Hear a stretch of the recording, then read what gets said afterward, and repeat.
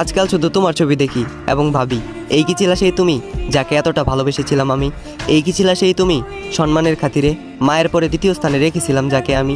এই কি ছিলা সেই তুমি যে একটা সময় আমাকে বলেছিল কখনো তোমাকে ছেড়ে যাব না, তোমাকে ছাড়া বাঁচব না আমি? দেখো, এই শহরের পরিবার এবং সমাজগুলো খুবই স্বার্থপর, ভালোবাসার সম্পর্কে পূর্ণতা পেতে দেয় না, বাঁধতে দেয় না একসাথে সুখের ঘর। শোনো, চাইলেও তুমি এখানে ভাগ্যের দোষ দিতে পারবে না, কেননা সৃষ্টিকর্তা তোমাকে রিজিক দিয়েছেন, খাবার দিয়েছেন, কিন্তু মুখে তুলে দেবেন না, সেটা নিজের হাত দিয়ে তুলে খেতে হবে। আমি অবশ্যই বিশ্বাস করি সৃষ্টিকর্তার পরিকল্পনা সুন্দর, তবে তোমার পরিকল্পনাটা ছিল ভয়ঙ্কর। আমার কথাটা একবারও ভাবলে না, ডুবিয়ে মারলে আমাকে বিচ্ছেদের সাগরে। যদিও জানতে তুমি প্রেম সাগরে আমি সাঁতার জানতাম না, তবুও তোমার প্রতি আমার শেষ বক্তব্য একটাই, আমি তোমাকে অনুরোধ করব, দ্বিতীয়বারের মতো কাউকে বিচ্ছেদের যন্ত্রণা দিও না, কেননা আত্মা ছাড়া দেহ এবং মিথ্যা মুখের হাসি নিয়ে পৃথিবীতে বেঁচে থাকা যায় না।